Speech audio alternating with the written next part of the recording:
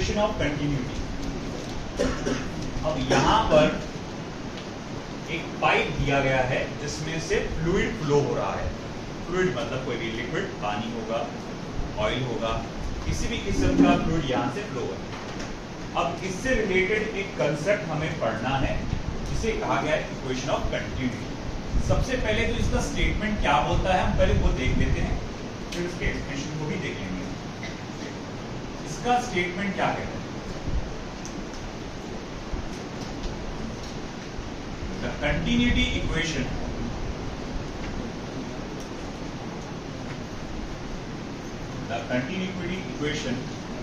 states that the volume, rate of flow of an incompressible fluid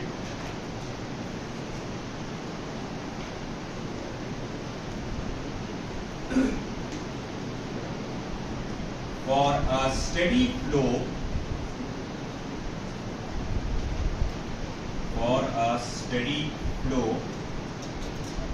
is same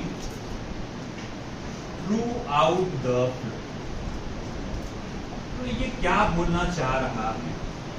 volume, rate of flow, ये क्या कहना चाह रहा है देखेंगे हम थोड़ी देर में।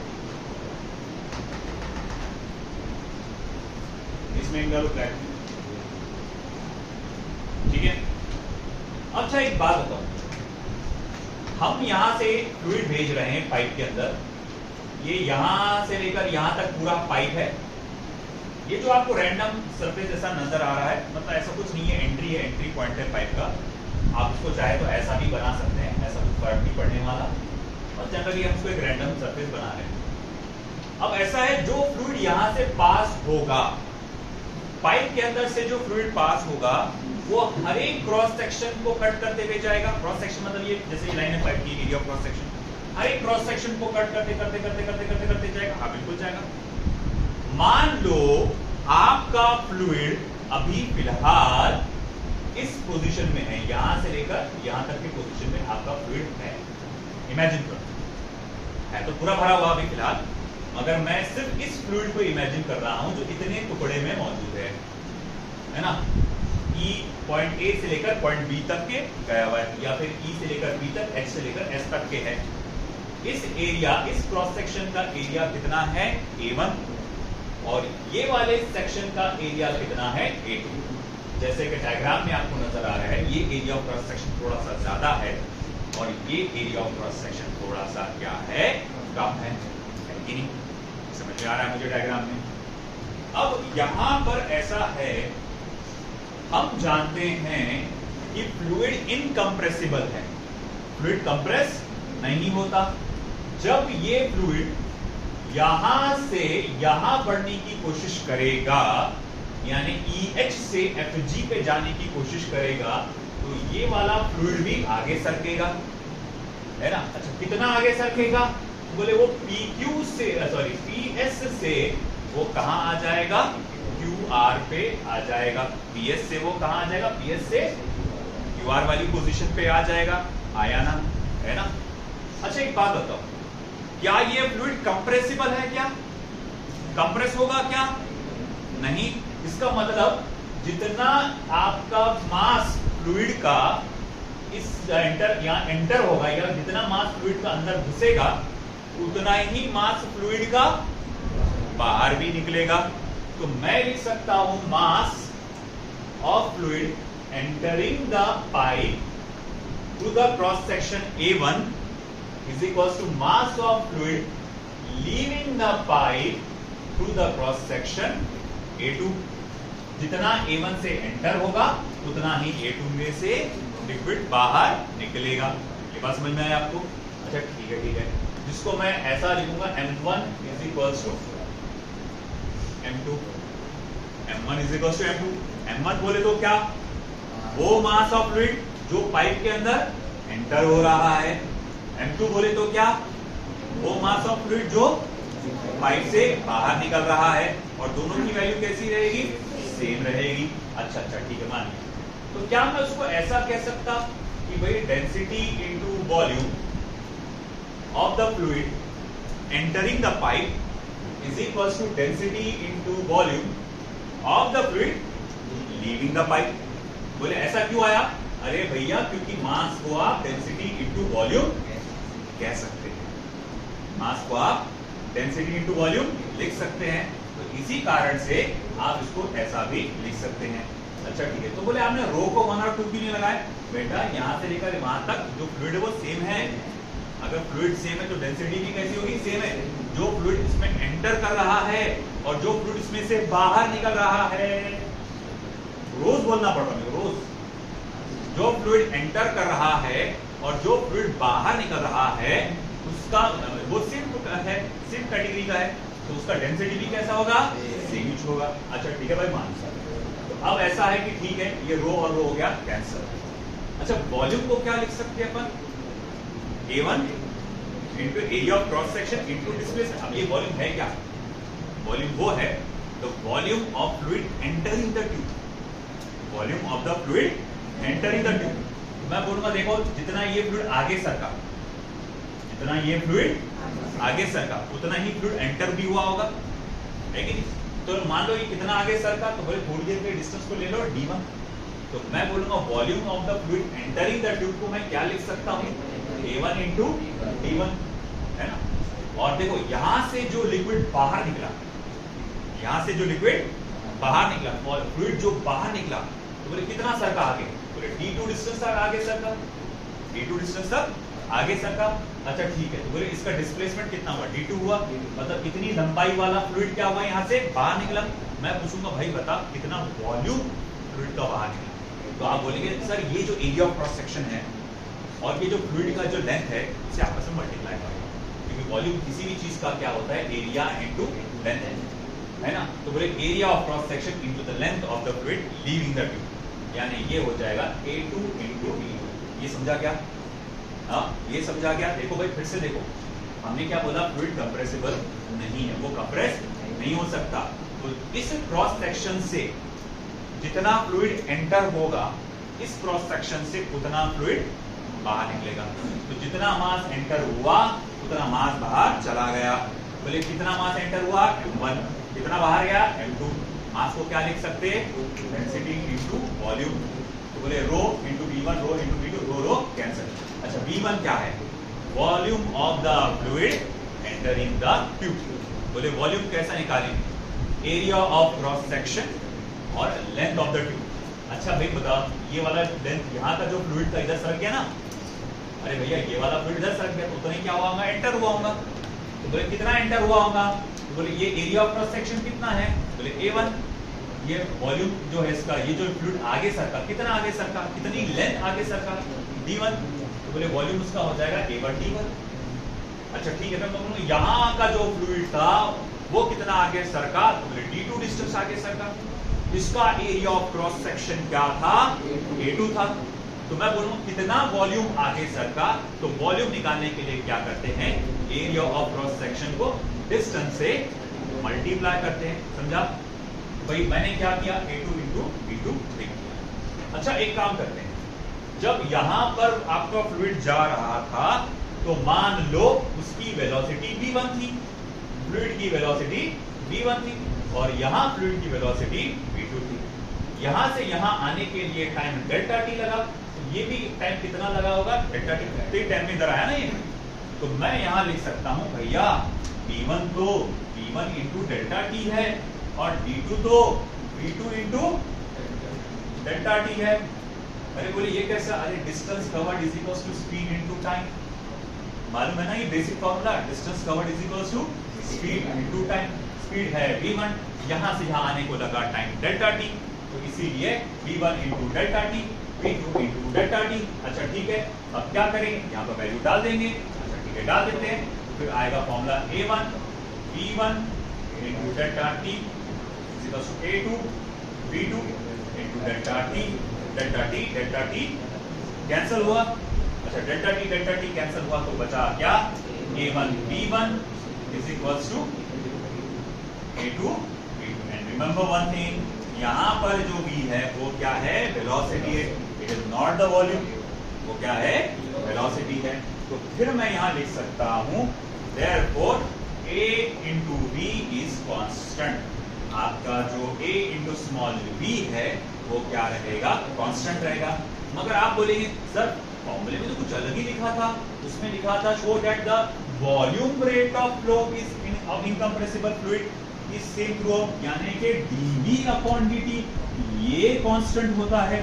यहाँ तो ऐसा कुछ समझ में नहीं आ रहा। अरे बेटा अभी समझ में आएगा। देख dv अपॉन dt को क्या लिख सकते हैं, वॉल्यूम को क्या लिख सकते हैं, एरिया इंटू लेंथ, है ना, एरिया इंटू लेंथ लिख सकते हैं ना। तो ठीक है, मैं देख क्या करता हूँ, वॉल्यूम को लिखता हूँ area into length into constant. बोले हाँ जी बिल्कुल सही है। अब एरिया को निकालो बाहर, चल निकाल दिया बाहर, बचा क्या, dl upon dt is equals to constant. हाँ जी हो गया, वो भी कांस्टेंट हो गया।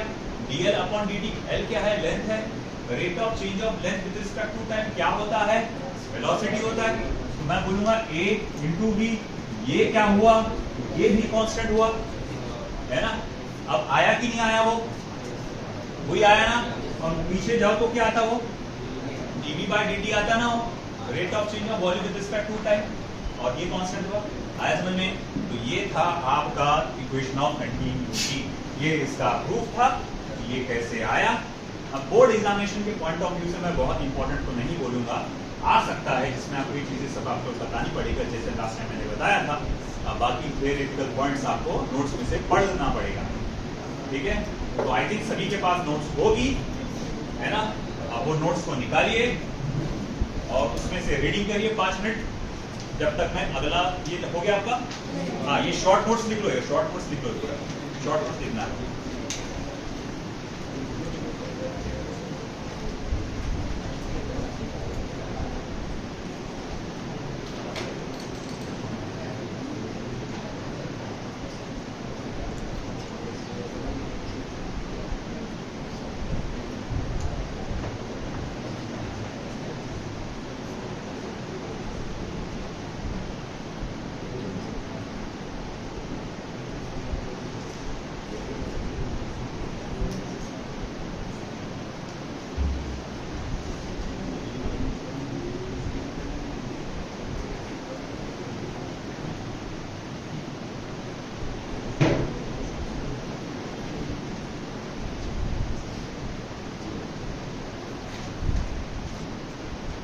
ये सिर्फ अंडरस्टैंडिंग के लिए शॉर्ट नोट्स।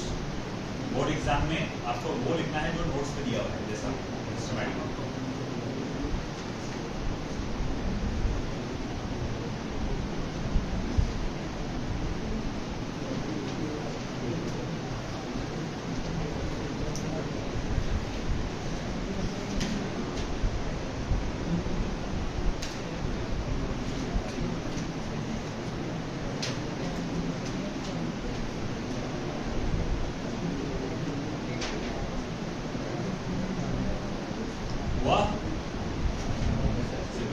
हो गया, आऊं चेक करूं, दिखावा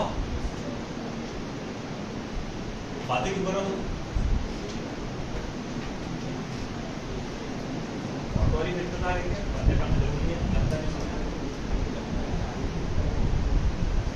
जब भी मैं इक्वेशन ऑफ कंटिन्यूटी बोलूंगा तो a1 v1 is equal to a2 v2, है ना।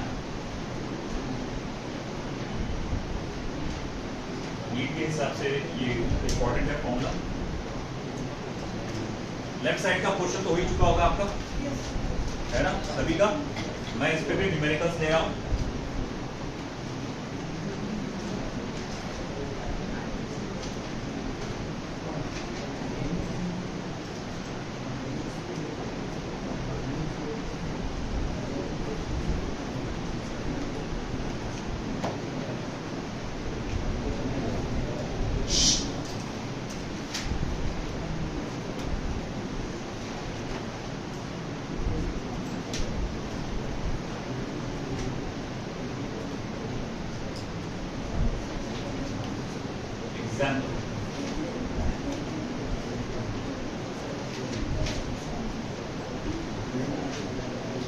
As shown in given figure,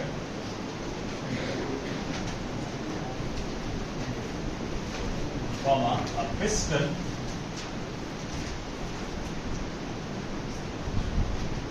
of cross sectional area 2 centimeter square pushes the liquid out of a tube whose area at the outlet is 40 millimeter square. Full stop. The piston is pushed at the rate of 2 centimeter per second. Full stop. Determine the speed. Determine the speed at which the fluid. Determine the speed at which the fluid leaves the tube. ठीक है. और diagram जो आपको बना के दिया गया है कुछ इस तरह से. एक ट्यूब है, टेढ़ा हो जाता है ना ऐसा. इसका जो सामने का जो एंड है काफी नैरो है. यार बन जाती है.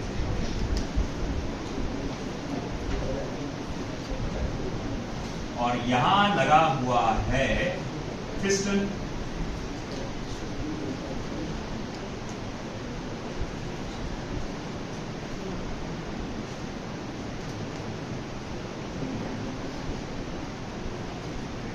यहां लगा हुआ है पिस्टन.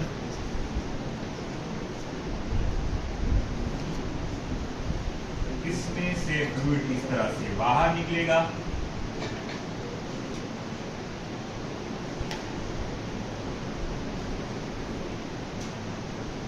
यहां से भी फ्लूइड इस तरह से बाहर निकलेगा.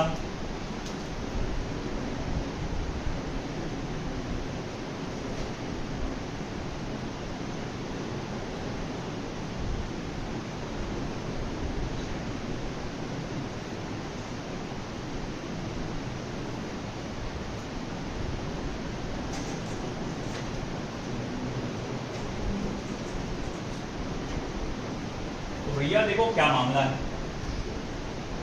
यहां पर एक ट्यूब है जिसमें फ्लूइड भरा हुआ है ना. और ये है पिस्टन. पिस्टन का cross sectional area 2 centimetre square है. मतलब ये जो क्रॉस सेक्शनल एरिया आपको दिया गया है इधर का, जिसको मैं A1 पकड़ के चलूंगा, वो आपको दिया गया है 2 सेंटीमीटर स्क्वायर. आपने उसे पुश किया अंदर के तरफ. कितनी स्पीड से पुश किया? 2 सेंटीमीटर पर सेकेंड. तो मान लो कि ये पिस्टन आगे बढ़ा 2 सेंटीमीटर पर सेकेंड की स्पीड से. इसकी इस रफ्तार को मैं नाम दे दूंगा V1, है कि नहीं. अब ऐसा है कि जितनी स्पीड से पिस्टन आगे बढ़ा होगा ये वाला फ्लूइड भी उतनी ही स्पीड से आगे बढ़ा होगा. ठीक है भाई. आगे क्या? उसके बाद हमने देखा कि ट्यूब को यहां पर क्या हो गया, इसका क्रॉस सेक्शनल एरिया छोटा हो गया है ना. अच्छा, कितना छोटा हो गया? बोले 40 मिलीमीटर स्क्वायर. अच्छा 40 मिलीमीटर स्क्वायर. तो A2 is equal to 40 millimetre square. हमको पता लगाना है कि जब फ्लूइड इसमें से बाहर निकलेगा उसकी रफ्तार क्या होगी, उसकी स्पीड क्या होगी. अब कैसे पता लगाएंगे? देखो भाई, पहले तो एक काम करो, अच्छा काम कर लो. क्या? सभी को SI सिस्टम में लिख दो. कम से कम एरिया को तो लिखो. वेलोसिटी नहीं भी लिखे तो चलता. एरिया को कम से कम लिखो. बोले ऐसा क्यों बोल रहे? क्योंकि ये सेंटीमीटर में, ये मिलीमीटर में, है ना. भैया ये गड़बड़ हो जाएंगे अगर तो सॉल्व करेंगे तो. ये दोनों को एक ही कैटेगरी में लाना पड़ेगा. एक तो दोनों को सेंटीमीटर में लाओ, है ना. वो भी कर सकते हैं, दोनों को सेंटीमीटर में ला लो. तो सेंटीमीटर में ला लेते हैं. देखो A1 क्या है आपका? A1 है 2 सेंटीमीटर स्क्वायर। A2 क्या है आपका 40 मिलीमीटर स्क्वायर। अच्छा मिलीमीटर तो मीटर में कन्वर्ट करो, सेंटीमीटर में कन्वर्ट कर दो, 10 का पावर -1 मिलीमीटर को।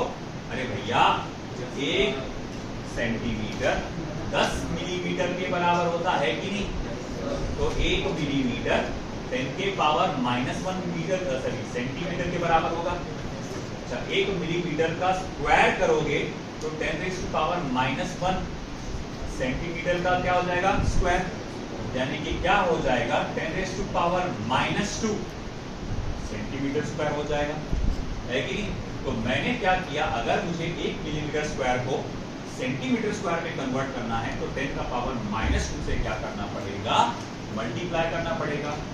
तो अब ये हो जाएगा 40 × 10⁻⁻2 सेंटीमीटर स्क्वायर। हो गया सेंटीमीटर में। चलो आ गए इन्हीं खानदान में बोले, हाँ चलो आ गए। अब आगे वेलोसिटी v1 क्या दी गई है 2 सेंटीमीटर पर सेकेंड, v2 तो हमें निकालना है। कैसे निकालेंगे, इक्वेशन ऑफ कंटिन्यूटी का इस्तेमाल करके, बाय इक्वेशन ऑफ कंटिन्यूटी। क्या बोलती है वो, a1 v1 is equals to a2 v2। तो v2 इज इक्वल्स टू भैया a1/a2 मल्टीप्लाई बाय v1, है ना। अच्छा ठीक है भाई, a1/a2 multiply by v1। a1 कितना है, तो बोले वो तो है 2 सेंटीमीटर स्क्वायर। अच्छा a2 कितना है, वो है 0.4 पकड़ लो, 40 × 10⁻2 0.4 हो सकता हूँ। v1 कितना है, बोले वो भी क्या है 2 है। अरे भाई देखो क्या हुआ, 2 × 4 4/0.4 4 बताएगा, आंसर क्या रहेगा 10 सेंटीमीटर। सेंटीमीटर का मीटर नजर आ रहा हो, 10 सेंटीमीटर पर सेकेंड। सेंटीमीटर में कैसे, अरे सब आंसर सेंटीमीटर से चल रहे ना, वैल्यू सेंटीमीटर में डाले ना अपन ने, एरिया भी वेलोसिटी भी, तो आंसर भी उसमें जाएगा 10 सेंटीमीटर पर सेकेंड। मेन आपका वेलोसिटी सेंटीमीटर में था, आपका क्या था v1 सेंटीमीटर पर सेकेंड में था, इसीलिए v2 भी सेंटीमीटर पर सेकेंड में ही आया। चलिए ये लिखिए जब तक हम अगले क्वेश्चन की तैयारी करते हैं।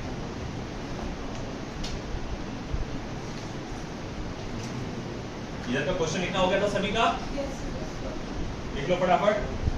तो उधर लिख देता हूं मैं।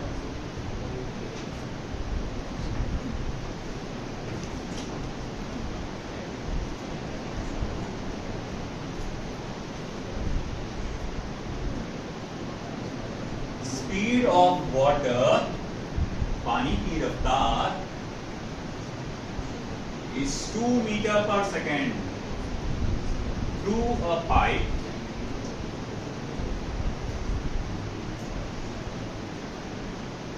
of internal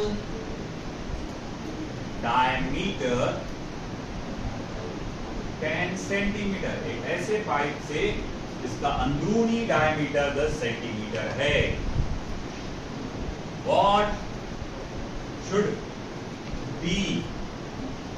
What should be the internal diameter of nozzle? तो भैया बताओ नोजल का इंटरनल डायमीटर कितना होना चाहिए of the pipe. If the speed of water at nozzle is 4 metre पर सेकेंड, क्या निकालना है अपने को, डायमीटर ऑफ द नोजल। अगर आपको दिया गया है क्या, इसका एरिया नहीं, इसका स्पीड पानी, मतलब बोली समझा नहीं यार ये क्या मैटर चल रहा। अरे देख भाई क्या है, ये पाइप है ना, पाइप है, मगर पाइप के आगे लगा हुआ है टोटी, है ना। टोटी मीन्स छोटी सी एक ऐसा नोजल लगा हुआ है। अब इसका देखो डायमीटर कितना है, ये तो डायमीटर अच्छा खासा है दिया हुआ 10 सेंटीमीटर। इसका मुझे पता नहीं, निकालना है, कोई तो टारगेट है। जब पानी यहां से बह रहा था, कहां से, शुरू से, तो उसकी रफ्तार थी 2 मीटर पर सेकेंड, और जब यहां से बह रहा था तो उसकी रफ्तार थी 4 मीटर पर सेकेंड। बोली थी ना, 2 मीटर पर सेकेंड 10 सेंटीमीटर, हाँ 4 मीटर पर सेकेंड। तो वो बोल रहा है d2 क्या होगा, कोई भी निकाल सकता है ये answer. a1 v1 a2 e2 करो, पाई आर स्क्वायर, और रेडियस का जो रेशियो रहेगा वही डायमीटर का रेशियो रहेगा, है ना। चलो देख, ये आंसर हो गया ना लिखना, पुराना सॉल्यूशन पुराना सभी का हो गया। चलिए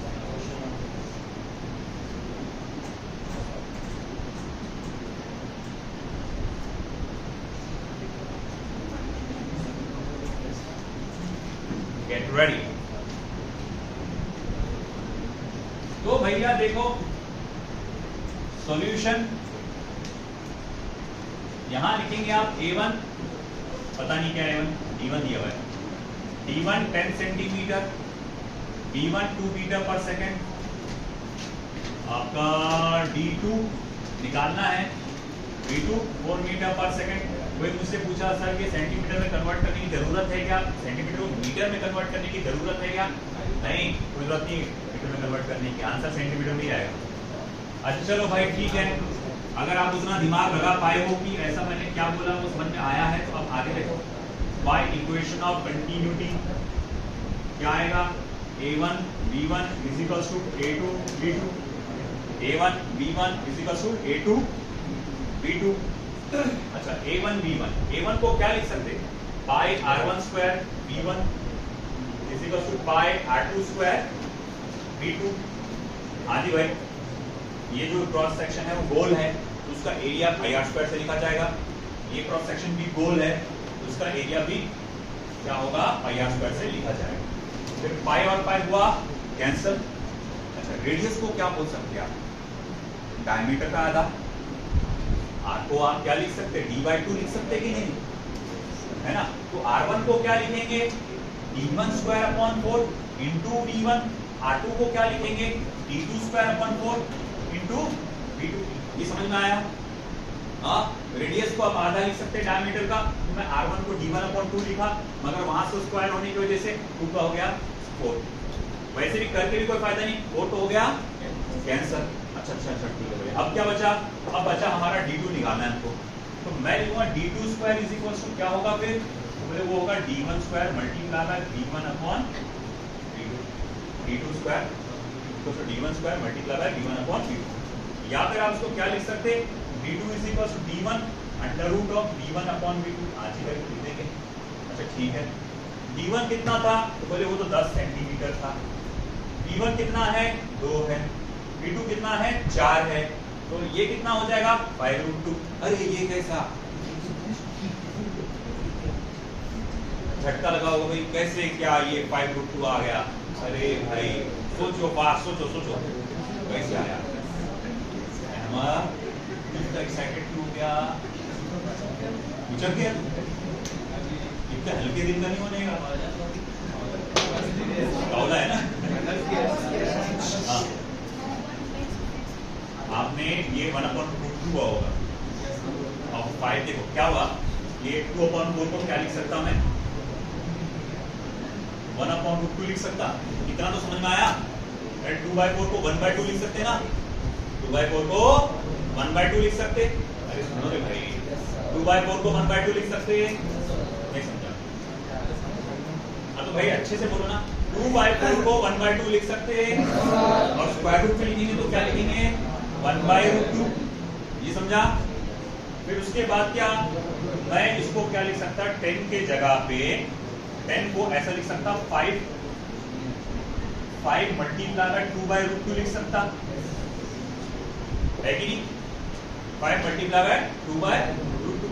अच्छा 2/√2 क्या होता, √2, x/√x क्या होता, √x, है ना, याद रखे x/√x is equals to √x, √x upon x is equals to 1/√x, तो 2/√2 इज इक्वल्स टू √2, तो ये हो जाएगा आपका आंसर 5√2 सेंटीमीटर पर सेकेंड, 5√2 सर सेंटीमीटर में क्यों? अरे बेटा वो जो मैंने वैल्यू डाला ना वेलोसिटीज की, सॉरी डायमीटर्स की, डायमीटर की मैंने सेंटीमीटर में डाला है, 10 सेंटीमीटर है ना ये, इसीलिए सेंटीमीटर पर सेकंड। तो 5√2 सेंटीमीटर पर सेकंड। समझा? पक्का?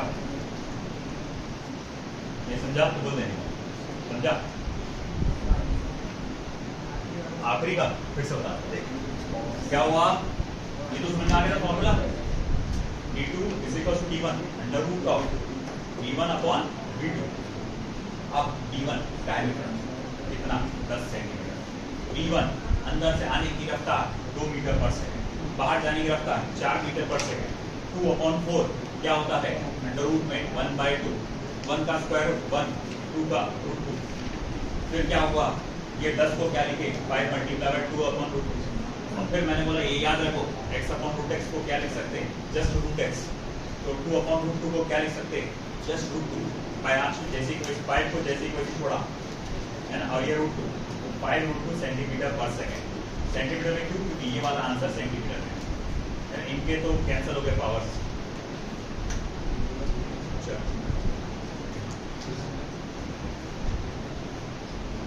Now an answer comes from NCERT. ये स्टेट बोर्ड के क्वेश्चंस हैं।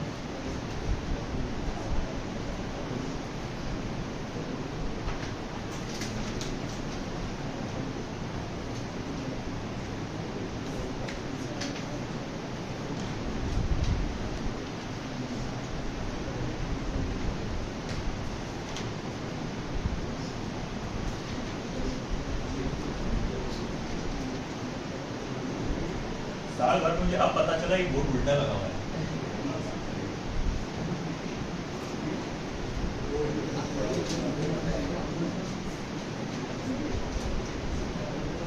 The cylindrical tube of a spray, the cylindrical tube of a spray pump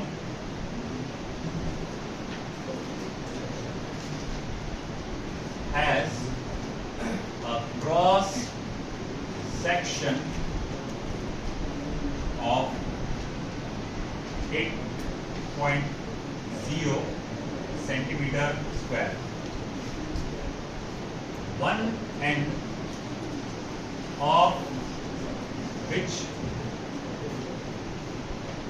has 45 holes, each of diameter 1.0 mm. Full stop. If the liquid flow inside the tube is 1.5 meters per minute,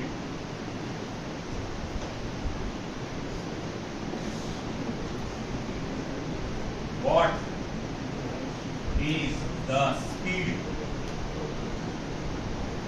of ejection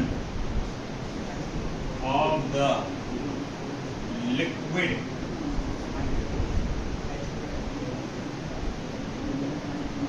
through the holes? Question mark.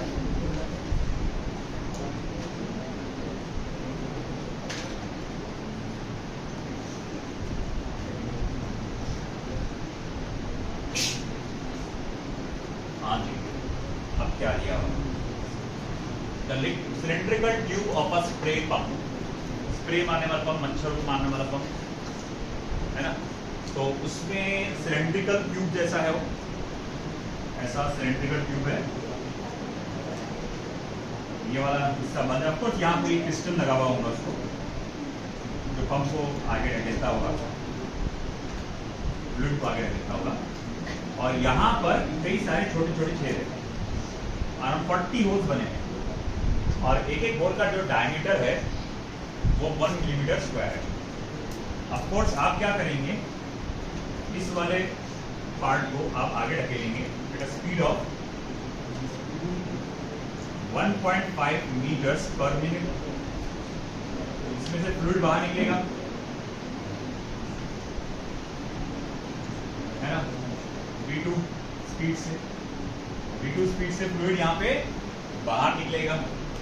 अपने को वही V2 की speed पता लगाना है कि क्या रहेगा। लगाओ हिसाब।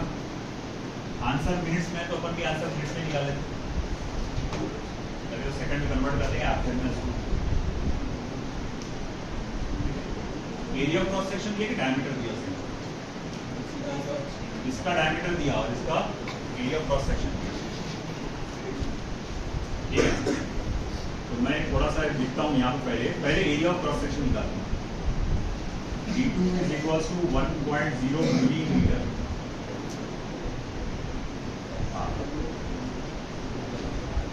यानी कि 0.1 सेंटीमीटर। A2 क्या हो जाएगा, पाई आर स्क्वायर होता है ना, इसको आप क्या लिख सकते हैं, पाई D2 का स्क्वायर अपॉन 4, पाई D2 का स्क्वायर अपॉन 4, यानी पाई इंटू 0.1 का स्क्वायर तो 0.01 हो जाएगा अपॉन 4। पाई बाय 4 देखो कितना होता है, pi by 4 3.14 divided by 4, 3.14 divided by 4, 0.785, 0.785 into 10 raise to power -2। बोले -2 कहाँ से टपका, ये 0.01 बोला मैंने, 10 रेज़ टू पावर -2। ये समझा क्या? मैं क्या कर रहा हूँ, पहले एरिया निकाल रहा हूँ A2, क्योंकि फॉर्मूले में क्या है, A1 V1 is equal to A2 V2 है। मेरे पास असल में A1 है डायरेक्टली दिया हुआ, देखो ये है ना, क्या दिया, सिलेंड्रिकल ट्यूब, एक सिलेंड्रिकल ट्यूब स्प्रे पंप का, जिसका क्रॉस सेक्शन 8 सेंटीमीटर स्क्वायर है। ये सिलेंड्रिकल ट्यूब, इसका क्रॉस सेक्शन आपका A1 8 सेंटीमीटर स्क्वायर है। A1 one end of which has 45 holes, इसके A1 एंड पे 45 होल्स है। Each of diameter 1.0 मिलीमीटर, तो जिसका डायमीटर कितना है 1.0 मिलीमीटर।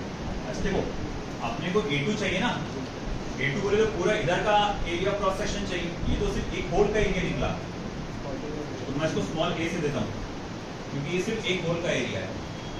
ऐसे कितने होल्स है, 40 होल्स है, तो 40 होल्स का एरिया क्या होगा, 40 multiply by area of cross section of one hole, okay, यानी कि 40 multiply by 0.785 10 raise to power -2। भाई समझा क्या बात को? हाँ देखो, फिर से देखो, ये जो डेटा दिया गया था, डायमीटर D2 0.1 mm, नहीं 1.0 mm, ये किसका डेटा है? ये छोटे छोटे यहाँ जो छेद है ना, उसका डायमीटर। अच्छा ठीक है, मिलीमीटर को सेंटीमीटर में कन्वर्ट करो। बोले क्यों कर रहे हैं? ताकि एरिया सेंटीमीटर स्क्वायर में निकाल सके। क्यों निकाल रहे सेंटीमीटर में? क्योंकि दूसरा एरिया भी सेंटीमीटर स्क्वायर में ही है। अच्छा ठीक है, मान लीजिए, तो मैं बोलूँ उस छोटे से छेद का एरिया ऑफ क्रॉस सेक्शन क्या होगा? आप कहेंगे पाई आर स्क्वायर, पाई R2 का स्क्वायर। अच्छा डायमीटर के फॉर्म में क्या लिख सकते हैं? पाई D स्क्वायर बाय 4, ये समझा? अच्छा डायमीटर कितना है 0.1, उसका स्क्वायर का कितना होगा 0.01, तो मैं बोला पाई बाय 4 मल्टीप्लाई बाय 0.01। तुमसे फिर पूछा मैंने, फिर एक काम करते कि ये फिर 4 से मल्टीप्लाई करके फायदा नहीं है। ये A2 आ गया ना, ये D2 है, ये स्मॉल a2 है, शायद दोनों एक जैसे ही हो। हाँ, क्योंकि ये 40 से मल्टीप्लाई करना ही चाहिए ना अपने को। तो देख, फिर मैं बोलूंगा कैपिटल A2 क्या आएगा, 40 मल्टीप्लाई बाय स्मॉल a2, यानी 40 multiply by pi multiply by 0.01 divided by 4, है ना। फिर ये क्या हुआ, 4 1 जा गया, 4 10 जा गया, फिर क्या होगा पाई मल्टीप्लाई बाय 0.1 यानी 0.314, है ना, 0.314, ये हो गया सेंटीमीटर स्क्वायर। अच्छा चलो ठीक है, हो गया।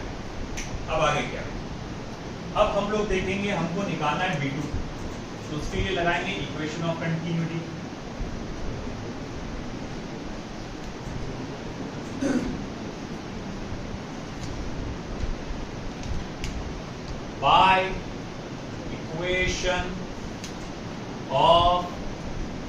Continuity A1 B1 is equal to A2 B2। तो मैं यहां लिखूंगा B2 is equal to A1 upon A2 into B1। A1 की वैल्यू क्या है 8। मुझे ऐसा लग रहा है कि सिर्फ पाई लिखने में ज्यादा आसान है, सही बात होगी, क्योंकि 1 अपॉन पाई की वैल्यू अपन जानते हैं। A2 को मैंने ये वैल्यू ना डाल के ये डाला, मेरी मर्जी, कुछ भी डालो वैल्यू, ये भी डाल सकता है, ये भी डाल सकता है, मगर मुझे लगा ये आसान होगा तो मैंने लिखा पाई मल्टीप्लाई बाय 0.1। B1 कितना दिया हुआ है 1.5 मीटर्स प्रति मिनट है ना, वो दिया B1। The liquid flow outside the tube, inside the tube is 1.5। यहाँ जो लिक्विड का फ्लो है 1.5 मीटर्स पर मिनट है, यानी कि ये B1 हुआ। तो ये ठीक है। अब आगे क्या, देखो मैं इसे लिख सकता हूँ 8 मल्टीप्लाई बाय 1/5 कितना होता है 0.387 नहीं है ना 3187 0.3187 मल्टीप्लाई बाय 15। अरे 1.5 15 कैसे बन गया, कौन बताएगा 1.5 15 कैसे बन गया। अगर मैंने डेसिमल 1.5 को 15 बना के डेसिमल को नीचे से आगे सरका तो ऊपर भी सरका सकता मैं, तो 15/1 15 ही होता। चलो अब देखो क्या रहा कैलकुलेशन, करो आप सॉल्व। 15 मल्टीप्लाई बाय 8 वैसे 4 तो स्टार्ट होता है वो 120 हो जाएगा।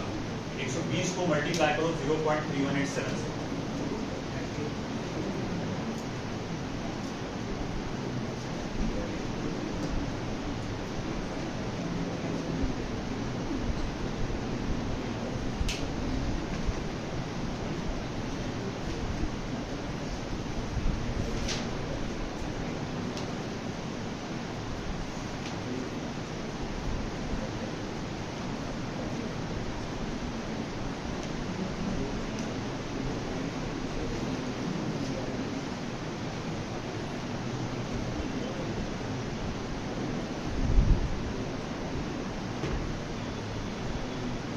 .187 को 12 से मल्टीप्लाई करो 38.21 38.21 ठीक है 21 भी चलता 4 भी चलता उसमें मीटर्स पर मिनट। और ये याद रखना भैया ये आंसर मीटर्स पर मिनट में। फिर आप बोलेंगे सर मीटर पर सेकंड में निकालना रहा तो कैसा करेंगे। अरे कोई बात नहीं बेटा 38.21 को 60 से डिवाइड करो, मगर थोड़ा दिमाग लगाओ। बोले कैसा, इसको इससे मत डिवाइड करो 38.21 की जगह ये वैल्यू लिखो। क्या लिखेंगे आप 120 इंटू 0.3187 अपॉन 60 1 जार 2 जार 2 से मल्टीप्लाई करो।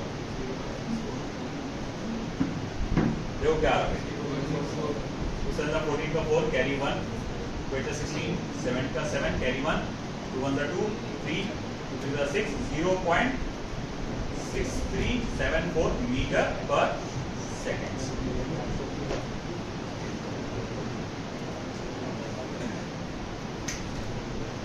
है ना, लिख लो ये।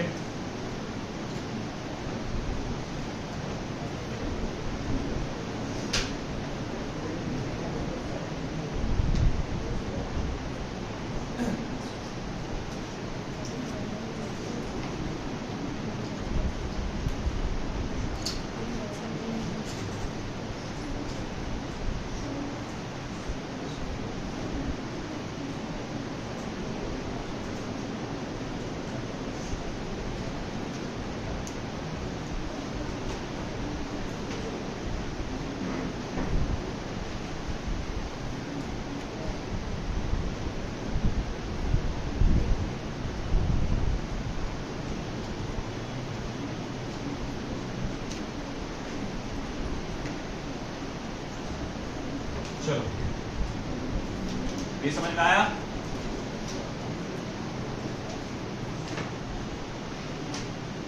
Next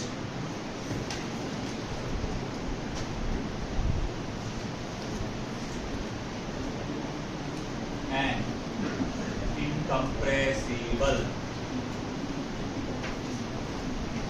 liquid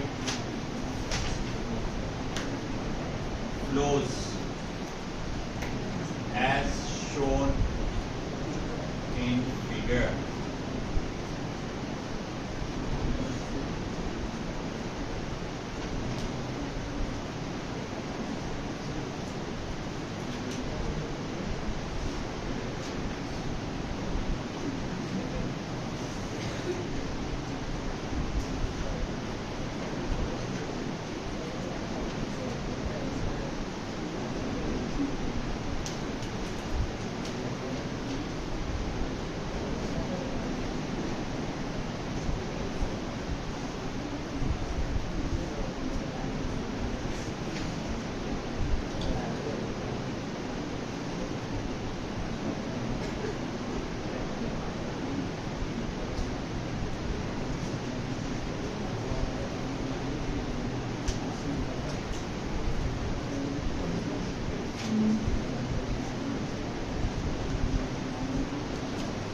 And incompressible fluids flows as shown in figure.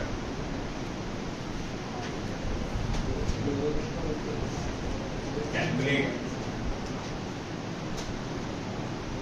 speed v of the fluid in lowest branch. Calculate the speed v of the fluid in lowest branch. भैया यहाँ तो तीन नोट्स आ गए है ना, दो हुआ करते थे, एक एंटर होता था, एक एग्जिट होता था।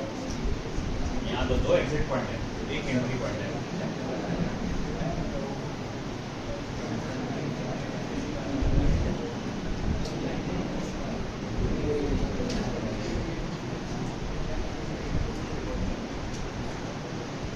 कैसा कैसा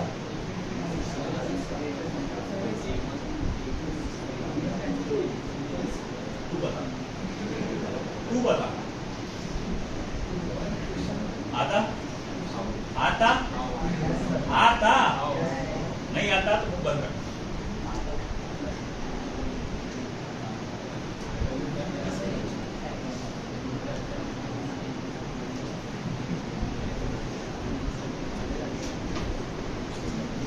दो एग्जिट पॉइंट्स और एक एंट्री पॉइंट। मान लो कि इस एरिया ऑफ क्रॉस सेक्शन को नाम देंगे आप A1, इस वेलोसिटी को नाम देंगे आप B1। इस एरिया ऑफ क्रॉस सेक्शन को नाम दे दो A2, वेलोसिटी को नाम दे दो B2। Area of cross section को नाम दे दो B3 और वेलोसिटी को नाम दे दो A3। Area of cross section को, वेलोसिटी को B। तो क्या करेंगे भैया, कैसे लगाएंगे इक्वेशन ऑफ कंटिन्यूटी? कौन बताएगा? फॉर्मूला क्या बनेगा?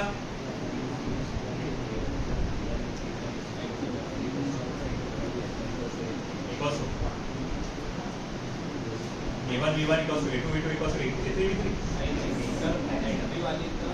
हाँ सिंपल, एंट्री वाले एक तरफ, एग्जिट वाले एक तरफ। एंट्री वाला कौन है?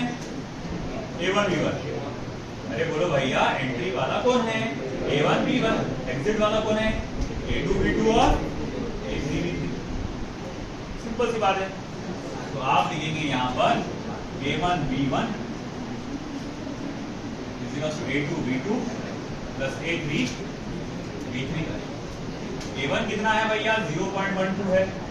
V1 कितना है? 3 है। A2 कितना है आपका? 0.12। V2 कितना है? तो बोले 1.5। A3 कितना है? तो 0.18 है। V3 कितना है? तो बोले B है। बोले अब क्या करो सॉल्व।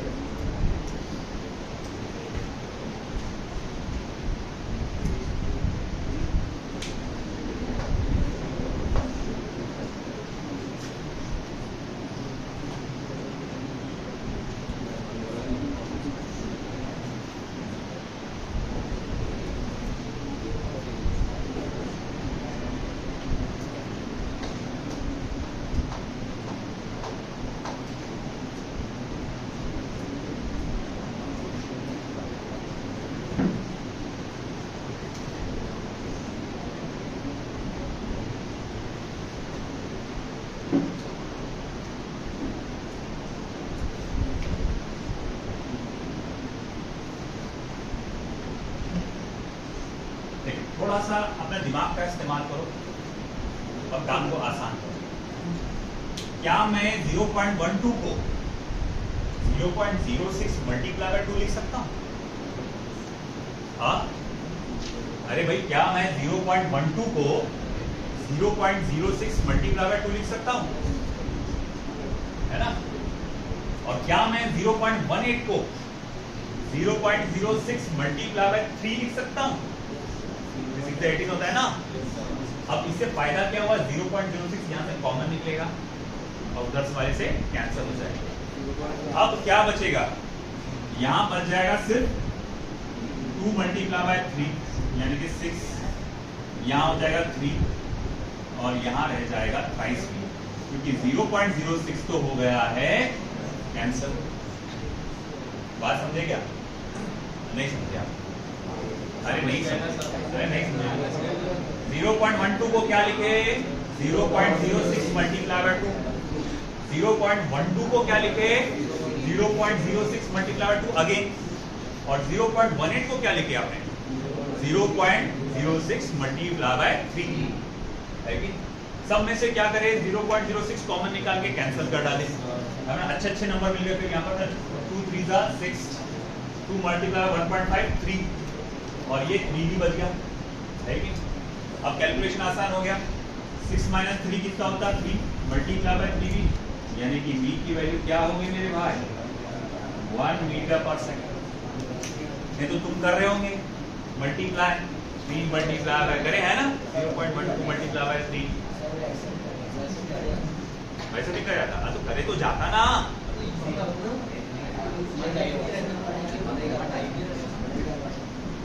चलो लिखो।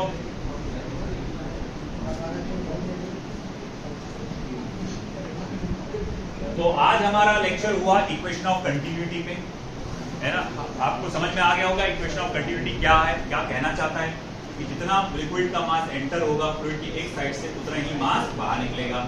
और उसी को डिराइव करते वक्त उसने कहा कि rate of change of volume is always constant, यानी ए इनटू वी क्या होता है? हमेशा कांस्टेंट होता है। और उससे रिलेटेड हमने सारे के सारे आज न्यूमेरिकल्स देखे। बाकी लेक्चर हम कल देखेंगे। कल हम इसका एक बहुत इंपॉर्टेंट पार्ट देखने जा रहे हैं, बर्नौलीज इक्वेशन, है ना। नीट में, बोर्ड में, सब में वो बहुत इंपॉर्टेंट है। थोड़ा सा बड़ा भी है, उसकी एप्लीकेशन भी थोड़ी सी इंपॉर्टेंट है। और इवन जेडब्ल्यू में भी कहा जाता है, उसी पे से तकरीबन आसपास क्वेश्चंस आते हैं। तो रेडी रहिए, अगला भाग अगले एपिसोड में।